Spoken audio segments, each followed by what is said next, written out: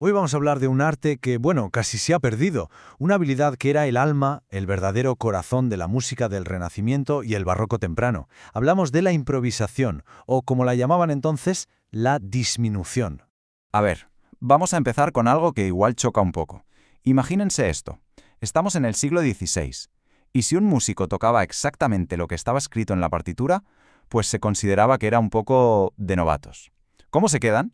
Es que de verdad, es como si hoy un músico de jazz se pusiera a tocar un estándar y no improvisara ni una sola nota. Impensable, ¿verdad? Resulta que la partitura era solo eso, el esqueleto, la estructura, pero la música de verdad, la chicha, el alma, la ponía el intérprete, ahí en el momento. Y claro, la pregunta del millón es, ¿y cómo se le ponía esa carne al esqueleto? Pues la respuesta está en una técnica que era todo un arte, la disminución. Así que para entender todo este tinglado, vamos a ver qué es exactamente esta técnica, quiénes fueron los cracks que la dominaban, cómo se aprendía y al final cómo acabó evolucionando hasta el barroco que nos suena más hoy en día. Venga, vamos al lío.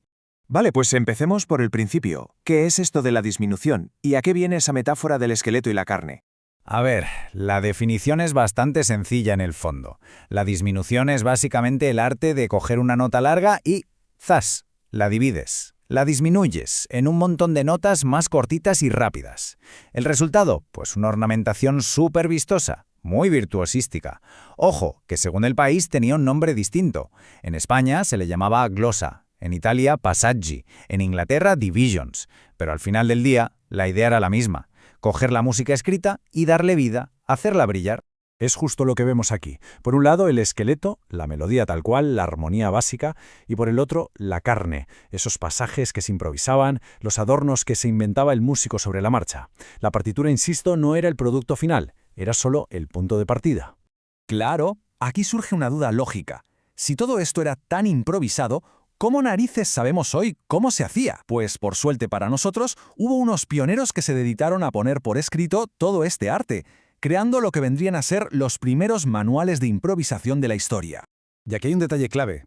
Tipos como Silvestro Ganassi, allá por 1535, o el español Diego Ortiz en 1553, ellos no se inventaron la disminución.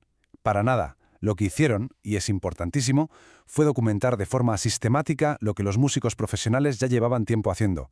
Digamos que fueron los primeros en escribir las reglas de un juego que ya se jugaba, y muy bien. Y de hecho, vamos a fijarnos un momento en Diego Ortiz, porque su tratado es una auténtica pasada, de lo bien organizado que está. Es como una hoja de ruta súper clara para entender cómo pensaban y cómo trabajaban la improvisación en su época. Ortiz nos habla de 3 maneras de tañer, o sea, 3 formas de tocar. La primera, que él llama fantasía, era la improvisación en estado puro, sin nada escrito de antes, a lo loco. La segunda era improvisar sobre tenores. Esto significaba coger una melodía o un bajo que ya existía, lo que se conoce como un cantus firmus, y construir sobre eso. Y la tercera manera era improvisar sobre polifonía. Cogías una pieza con varias voces, un madrigal por ejemplo, y te dedicabas a adornar una de las líneas mientras las otras seguían como si nada. Y para que quede claro, esto del cantus firmus no es nada raro. Era simplemente una melodía que conocía todo el mundo, como una canción popular. La más famosa era una llamada La España. Era como tener unos cimientos sólidos, una base que todo el mundo reconocía. Y sobre eso, el músico ya podía ponerse a construir auténticas catedrales de notas. Claro, todo esto nos lleva a la siguiente pregunta. ¿Pero cómo aprendían a hacer estas virguerías? ¿Nacían así, siendo unos genios? Pues no, no exactamente. Era una habilidad que se estudiaba, se practicaba de una manera muy sistemática. Era, pensémoslo así, como aprender un idioma nuevo, con su gramática, su vocabulario. Y la herramienta fundamental para aprender ese idioma eran las famosas tablas de passaggi. Imagínense libros que eran básicamente catálogos de fórmulas melódicas. Estas tablas te daban docenas de opciones para rellenar cualquier intervalo, cualquier salto entre notas, con pasajes rápidos y brillantes. Para un salto de tercera, tenías estas 10 opciones. Para uno de quinta, estas otras 20. La analogía del lenguaje aquí funciona de maravilla. Estas tablas eran literalmente un vocabulario de giros y enlaces. El músico se las aprendía de memoria, interiorizaba todas esas fórmulas, todos esos passaggi, y luego las usaba y combinaba con total libertad. Es exactamente igual que un buen orador, que tiene un montón de figuras retóricas en la cabeza y las usa de forma espontánea para que su discurso suene genial.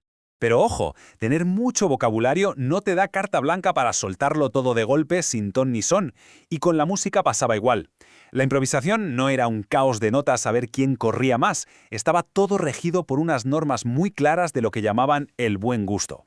Los manuales de la época eran súper específicos con esto. Te decían, a ver, las disminuciones se usan aquí, para dar vidilla a una nota larga, o aquí, para rematar una frase con elegancia, o si vas a repetir una melodía para que no suene igual. Pero también te decían muy claro dónde no usarlas. Por ejemplo, nunca, jamás, al principio de una frase, porque te cargas la melodía principal. Y tampoco en pasajes que ya fueran complicados de por sí, o si la música acompañaba un texto muy serio o triste. Sentido común, vamos. Y como todo en la vida, estas reglas no eran de piedra. Este arte fue evolucionando, transformándose, y de hecho conecta directamente con lo que hoy llamamos música del barroco ya más tardío. Por ejemplo, esas líneas de bajo que usaban para improvisar encima son el abuelo directo del famoso bajo continuo barroco. Pero, y esto es muy importante para no liarnos, la ornamentación de 1550 no es la misma que la de, por decir algo, 1700. El ejemplo más claro es el trino. Lo que ellos llamaban trillo era repetir muy rápido una sola nota. Nada que ver con el trino que haría Bach más tarde, que es alternar entre dos notas. Y bueno, después de toda esta teoría, ¿por qué no probarlo? Es un ejercicio muy chulo que puede hacer cualquier músico. La idea es simple.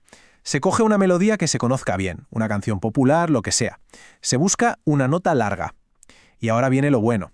Se intenta disminuirla.